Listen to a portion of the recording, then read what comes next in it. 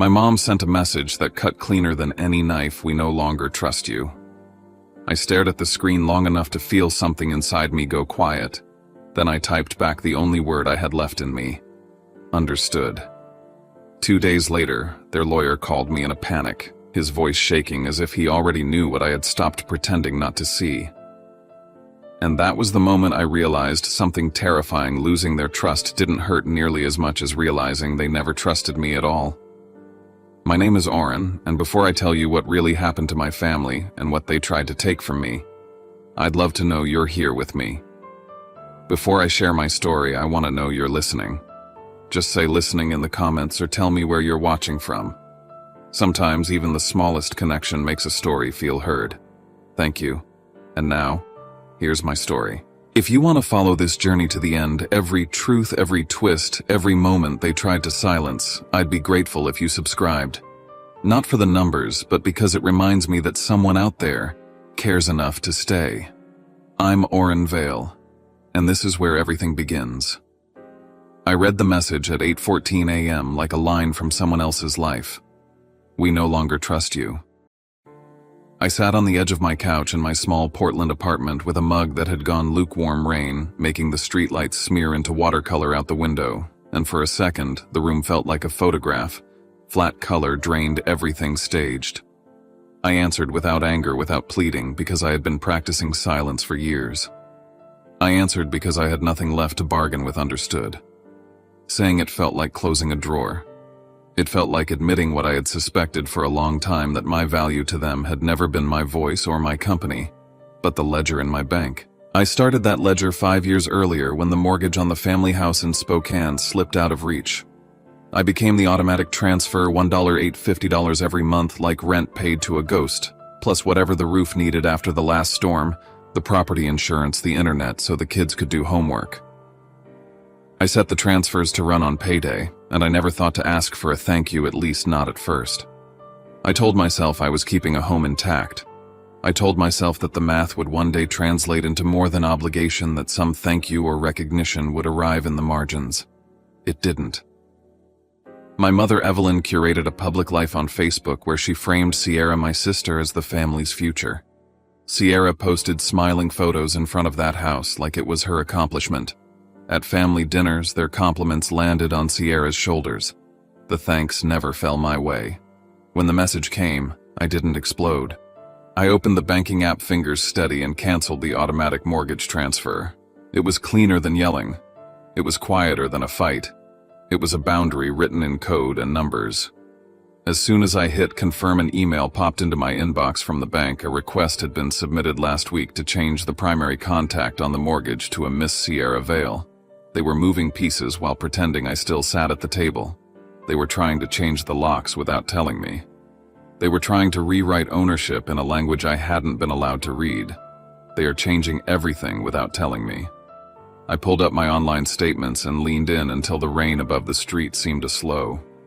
Every line item swam into focus. There it was, a $2 $400 transfer to a Visa emergency card. I recognized Sierra's card, the same card I had covered before, when she'd been between jobs, the same card that had become a permanent fixture of her life rather than a temporary fix. When you see a number on your screen that you recognize from bailouts you've given time, and again, the anger isn't loud at first. It's a cold calculation that unfurls into memory: last winter's tuition, the dented breaks, the daycare gaps I paid through. I texted Sierra, "Have you used my card again?" No reply. I called Mom. She answered with that practiced softness and said, "She's going through a lot. She'll pay you back. Let's not make this into a thing. Let's not make this into a thing." Words that mean in their mouth, never mind the truth. I scrolled through my social feed and found the post that landed like a sucker punch: my mother's photo of the family on the porch with a banner of caption "Pride, Home Sweet Home," and praise for Sierra. Nothing about the years of payments that had kept that roof over their heads. The comments were an echo chamber of emojis and validation. Neighbors and cousins clapped in public for the woman my dollars had kept there. The group chat, God, was worse. Someone had posted a meme of a man handing over his wallet with the caption "Big Brother Energy Pay, now ask never," and within minutes I'd been tagged 3 times. Jokes piled on jokes until my face in the thread meant nothing more than a punchline. I left the chat. They added me back. I left again and blocked them all. Blocking didn't protect me, it only made them louder elsewhere. I called the bank because I needed to know what else I didn't know. The customer service rep read something off and then almost casually said there'd been a request submitted to change the primary contact on the mortgage last week, and it was pending verification. My stomach dropped in a way that made my hands go cold. I scrolled through an old email thread and found a form my father had apparently signed that listed me as a co-signer on a loan they'd taken out without telling me. The word betrayal is cheap until you can point to the documents that carry it. I started recording everything. My phone was set to save audio automatically when I was near the house in Spokane for reasons I would have called paranoia a week before. That day, mowing the backyard I had tended for years, I heard them. Their voices traveled through the open kitchen window, too clear, too ordinary to be a performance. Sierra laughed about how Aunt Karen believed the house was hers. Mom giggled that once the paperwork was done, I would be powerless because I'd insisted on keeping the mortgage in my name. Then the line I had feared and needed to hear to make all of this real. He's not family anymore. He's just a sponsor. The phrase landed like a verdict. I stood still with the hose in my hand, water dripping as if the motion would anchor me to the ground. When I slid the phone out, the recorder had captured every syllable. I folded my hands around the device and felt something settle inside me that wasn't rage so much as resolve. I drove back to Portland with the recorder buzzing against my thigh, printed my statements, stamped dates, highlighted transfers, and started building a ledger that could not be dismissed as memory. They changed the locks. I will change how I respond. I turned my apartment into an evidence room, a place where memory and math met under the hum of a desk lamp. I printed 211 pages of transactions, every transfer from my account to the Spokane mortgage highlighted in yellow dates, circled merchant names, annotated with short notes, roof repair emergency, HVAC, property tax insurance. I labeled folders by year, by vendor, by the excuses I had learned to absorb: daycare gap, broken transmission, unexpected tuition. I saved the audio file from the mower that had caught my mother and Sierra laughing about me. I exported screenshots of the group chat, cropped out the memes, enlarged the timestamps until the pixels looked like fingerprints. I pulled the scanned documents the bank had emailed me and compared them to earlier paperwork I kept in a fireproof box. The signature on the transfer form looked off pressure and slant, not matching the clean loop of my true signature. The file properties on the PDF suggested it had been edited after submission. I felt the strange combination of a calm investigator and a man on the verge of losing himself to obsession. I called a lawyer I trusted and asked in guarded sentences about the rights of a person who had been quietly funding a property for years. He warned me about internal transfers and the ways a family could use trusts and corporate entities to shield actions. He told me to document everything and to be prepared for denials. While we spoke, I dug deeper into the loan file and found a routing number attached to one of the wire payments I didn't recognize, a small lending company in Idaho that surfaced in a few flagged transactions. Whoever was moving money had collateral beyond our kitchen table arguments. The presence of a third party meant this was no longer only family drama. It had become a financial network operating behind closed doors. I thought of Grandpa Henry, the man who used to keep a leather-bound ledger and who once handled the family trust. His handwriting lived in the margins of old estate documents I'd seen as a kid. I called him. His voice on the phone was quieter than I expected, brittle with years and something like shame. He told me he'd been under the weather but agreed haltingly to look into the old trust papers if I brought him copies. That small concession felt like a sliver of light. As I examined the scanned transfer forms again at midnight, I noticed more anomalies. Dates altered, a faint duplicate of my signature layered in a way that suggested a cut and paste rather than a true stroke. Whoever had done this had access to scans and time. It had been planned. I folded the 211-page packet, carefully put a copy on a branded USB, and wrote a public invoice, in case I had to make things undeniable in front of people who preferred the theater of appearances. I planned the birthday in Seattle with 2 routes: reveal everything in front of the guests or file in court and let the legal system do its unromantic work. Then the anonymous email arrived with one cold line and a photograph of a portion of my ledger attached. "We know what you're doing. Be careful." The image was cropped to show one highlighted line and nothing else, as if whoever sent it wanted me to know they'd seen me look back. My skin prickled. Someone had noticed the motion of my head as I had been unpeeling their life. They had started watching me, and they did not like that I was awake. The backlash began like static, at first a trickle of messages, and then a torrent designed to destabilize.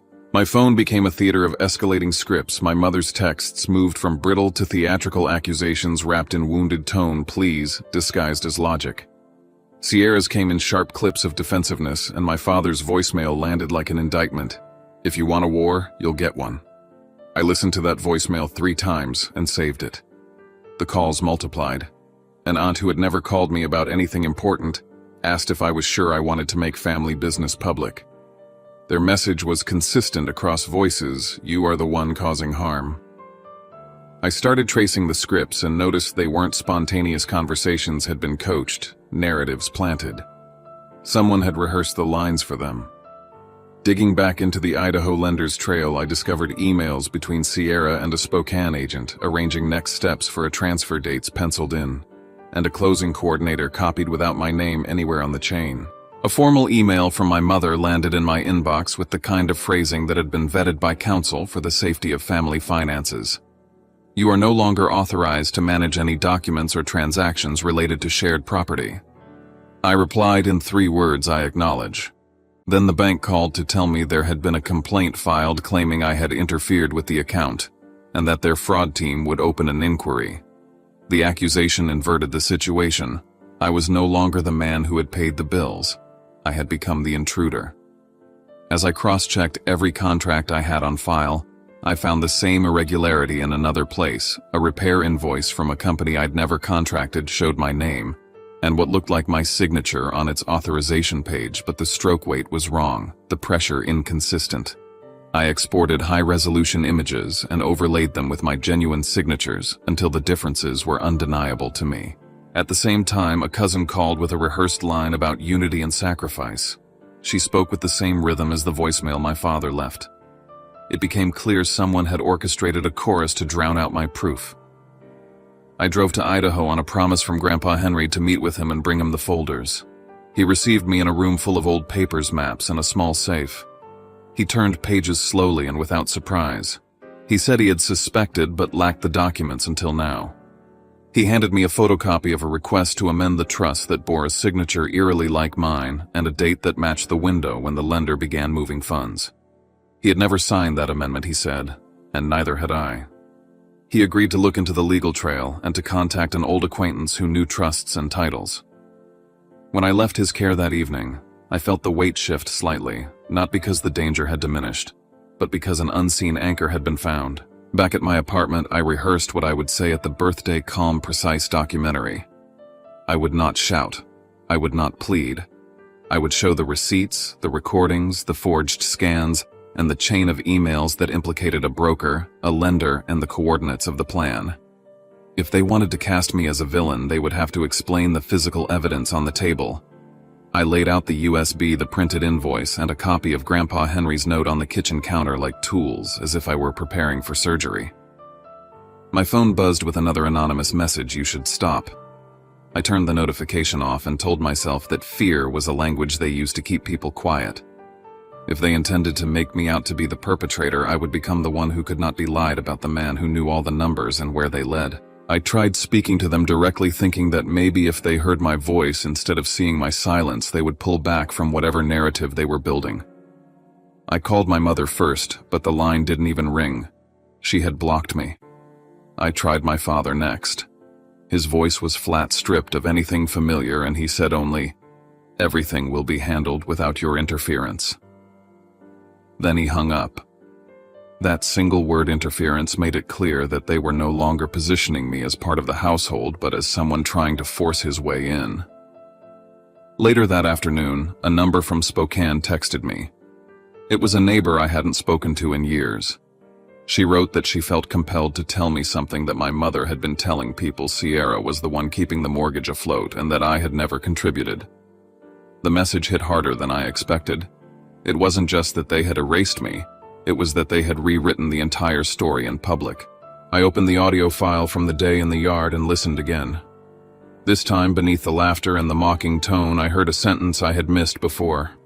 Once the paperwork goes through, we'll have grounds to cut him out of everything. They weren't only scheming emotionally, they were building a legal excuse to erase me on paper. That realization hollowed out the room.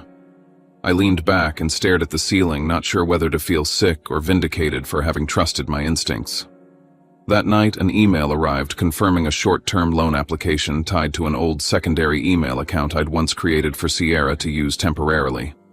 She had used it again, but now the loan was in my name, my credit, my liability. If it went unpaid, the debt collectors would come to me. I opened my laptop wide on the floor and spread blank sheets around me, drawing timelines, arrows, financial flows, connecting each incident.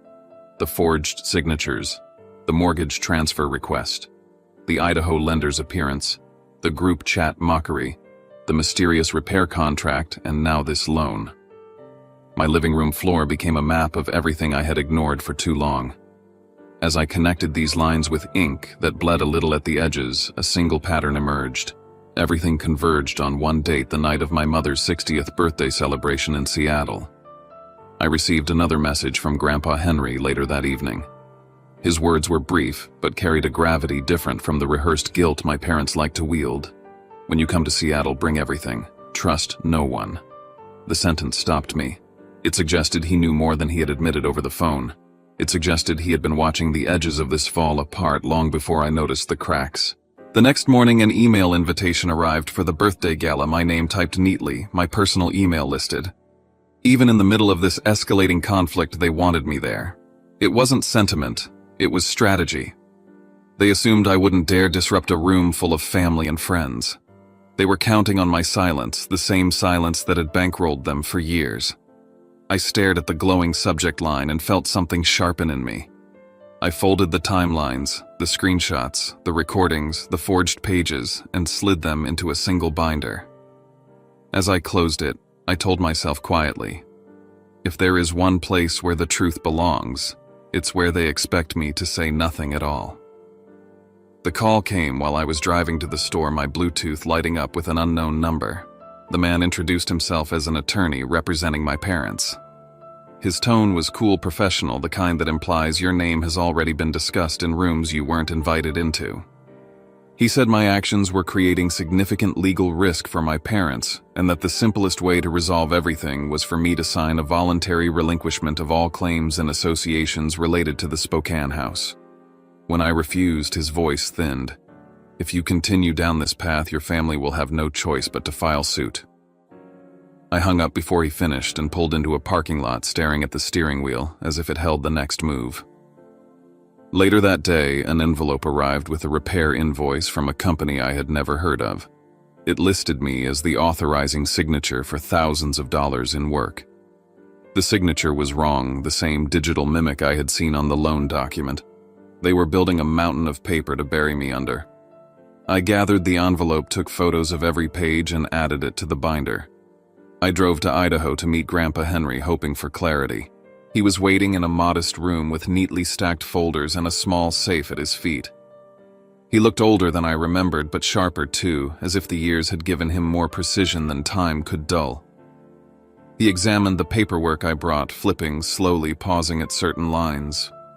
He told me he had once transferred partial trust authority to my parents with the expectation that they would manage it ethically. Instead, they had siphoned and rearranged funds, stretching the trust in ways it was never intended. He admitted he had suspected they had been leaning on me financially for far too long, but he had lacked hard proof. Now, with the forged documents and the transfer requests, he had enough to reassert control. When he reached the request to alter the trust, a request supposedly bearing my signature and Sierra's, he stopped completely. He traced the stroke of the signature with a shaking finger and said, "This was never signed by you, nor by me." That confirmation didn't feel like validation. It felt like mourning. A line had been crossed long before I ever saw the evidence. I returned to Portland and spent the evening preparing what I would say in Seattle. I typed and deleted, trying to find the balance between calm and unmistakable truth. I rehearsed the opening lines aloud, imagining the room, the lights, the expressions on their faces when the documents appeared. I printed a clean copy of the ledger, 200 pages, and set aside multiple USB drives with labeled folders. I wasn't just preparing an argument, I was preparing a defense for my own existence. As I packed my phone, buzzed with a message from a number I didn't recognize. "We need to meet before you arrive in Seattle." I hesitated but followed the instructions to a coffee shop near the interstate. The man who approached introduced himself as the Spokane broker I had seen referenced in the emails. He looked uneasy, glancing around before sitting. He admitted Sierra owed him money, that she had used my name as leverage to secure services she couldn't afford, and that he had begun to worry when the lender from Idaho got involved. He slid a printed chain of emails across the table messages where Sierra openly acknowledged using my information. I tucked them into the binder without saying much. That night, another document found its way to me, this time from a relative I barely knew. She sent a PDF of a speech drafted for my mother's birthday celebration. In it, I was painted as ungrateful, distant, irresponsible, a man who had abandoned his family rather than supported it. They were preparing to humiliate me publicly. They wanted a room full of witnesses to validate their rewriting of my place in their story. When I finally made it to my hotel in Seattle, I stood in front of the bathroom mirror and looked at myself the way you look at someone you've just learned the truth about. My voice barely rose above a whisper when I said, "They've prepared everything to erase me. I'll prepare everything to tell the truth." Then I turned off the light, knowing the next day would decide everything. The night of my mother's 60th birthday felt unnaturally warm for Seattle. As I walked into the event hall, the air shifted around me in a way that made every movement feel too sharp. The chandeliers glowed in gold tones that should have felt celebratory, but instead pressed down with a kind of staged heaviness. Conversations overlapped like a hum meant to distract from the tension that pulsed underneath. When people turned to look at me, their expressions held a blend of curiosity, discomfort, and something close to expectation. I realized, standing there with my binder under my arm, that I no longer feared any of them. That fear had burned off somewhere on the highway between Portland and Seattle. What remained was clarity. Across the room, my mother, my father, and Sierra moved through the clusters of guests with the synchronicity of people hosting a show they had rehearsed. Their smiles were precise, their gestures measured, but their eyes flicked toward me with something brittle behind the gloss. They weren't avoiding me because of anger. They were avoiding me because they were scared of what I might do, of what I might reveal, of the quiet I had maintained for so long that now held a different weight. I felt their dread before I heard it. The event opened exactly the way I expected, a slideshow of family photos curated to erase any complication. Sierra's childhood pictures, Sierra's graduation, Sierra's kids in matching sweaters on the porch of the Spokane house. My name never appeared. When the video faded, Sierra stepped forward to speak, praising our mother's strength, praising the family's unity, weaving remarks that landed like little needles in my direction about those who distance themselves and those who forget where they came from. Several guests turned toward me slowly, as if my reaction were part of the entertainment. I didn't wait for the applause. I walked to the stage, my steps echoing against the marble floor.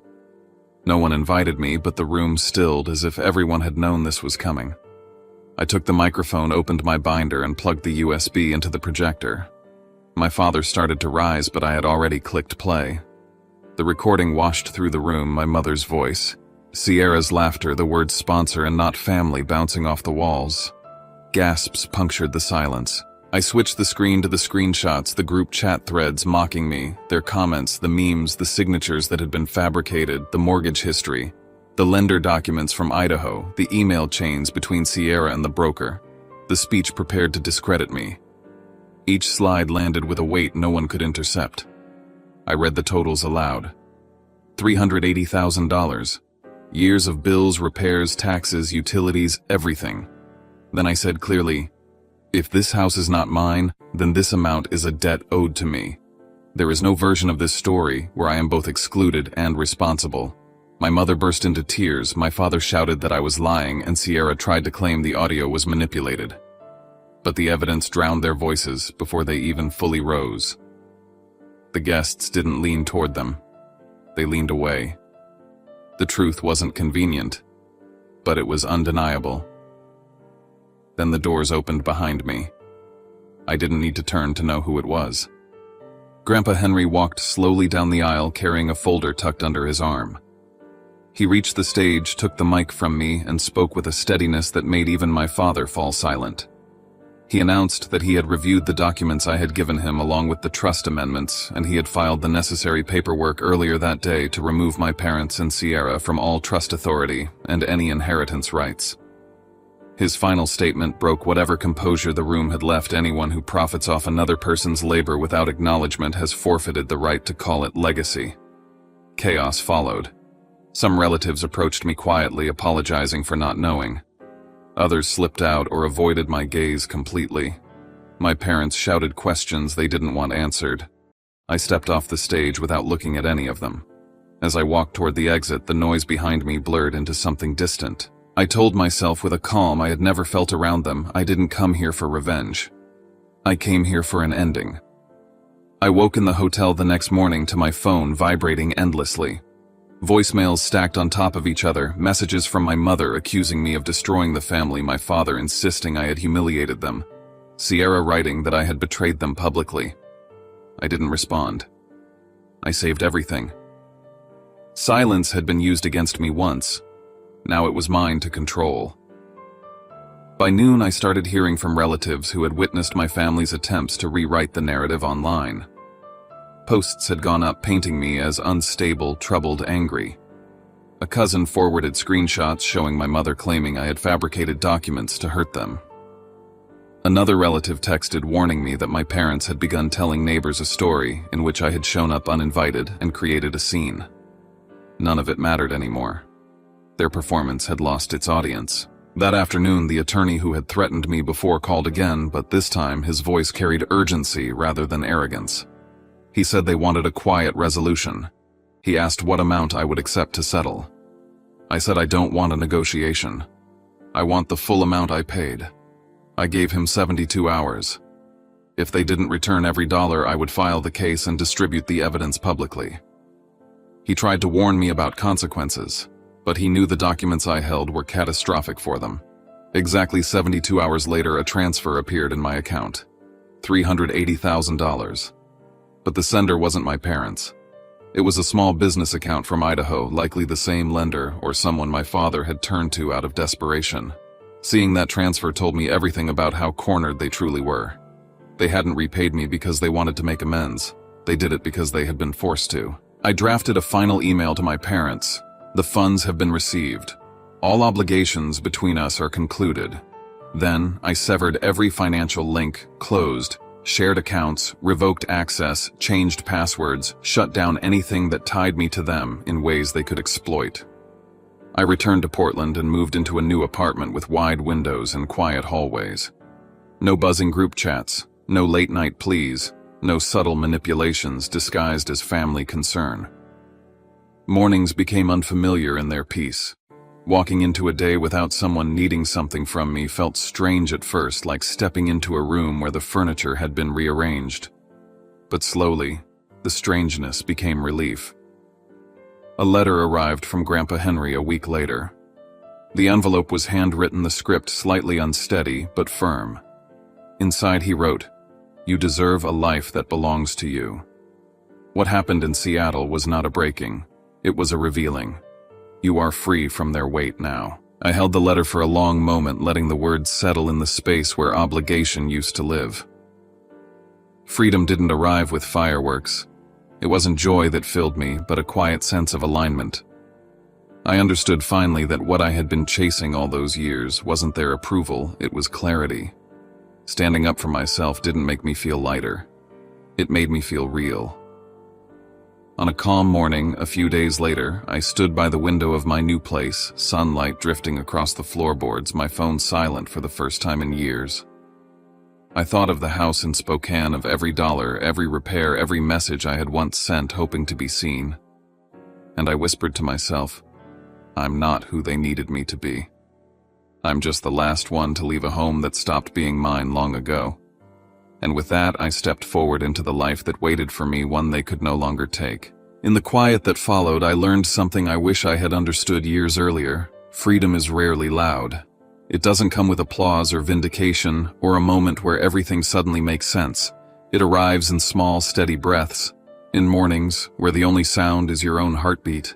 In evenings where no one is demanding your attention or your wallet or your silence.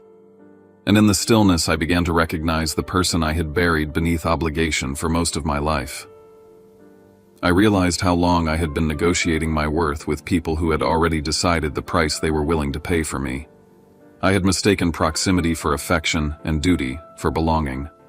Stepping away from them was not the collapse of a family. It was the collapse of an illusion I had held onto for far too long. There were days when I wondered if I had been too harsh or too final or too unforgiving. But every time that doubt surfaced, I revisited the evidence, not the paperwork itself, but the emotional record beneath it, the years of being used, dismissed, erased. The reality that I had poured myself into saving a home that had no room for me. The acknowledgement that love without respect is only another form of debt. And once I understood that, the doubt quieted.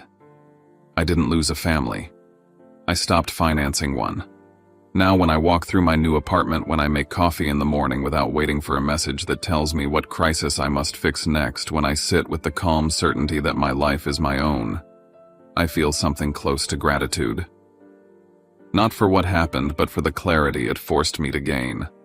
Pain is a brutal teacher, but sometimes it is the only one we listen to. And in its wake, I learned that boundaries aren't walls built to keep love out. They're doors that finally open inward. If you've followed my story this far, if you've listened to the parts that were hardest to say aloud, then I want to thank you. People often talk about healing as if it requires forgiveness or reconciliation or some grand moment of closure. But sometimes healing is simply being heard, knowing that your experience didn't disappear into the void, knowing that your truth landed somewhere. So before I leave you with the final line of this chapter in my life, I'd like to ask something simple. If you're here with me, if any part of this story echoed something in your own life, let me know you're listening. Leave a comment. Tell me where you're watching from. Tell me if you've ever had to walk away from a place you once called home. Sometimes connection is the only thread that keeps us from feeling like we went through the worst parts of our life alone. And if you want to stay with me as I keep telling the truth, as I share more of what it means to break cycles that were handed to us before we even knew how to speak, I'd be grateful if you subscribe to the channel. Not for the numbers, not for the algorithm, but because every person who stays reminds me that what I survived matters, that what I'm rebuilding matters, that maybe someone else out there needs to hear that you're allowed to walk away even when the world tells you family is forever. This is where my old life ends and where I begin again. And if you're still here with me, then thank you for listening, for staying, for witnessing the truth I spent years carrying alone. My name is Oren Vale, and this is not the end of my story. It's just the first time I'm finally telling it as myself. And as I move forward step by step into a life shaped by choice rather than expectation, I hope my story reminds you of something simple but easily forgotten. You are allowed to choose yourself, even when it hurts, even when others don't understand, even when you have to walk away to finally feel whole. If my voice reaches you, let it be a reminder that starting over is not failure. It's freedom.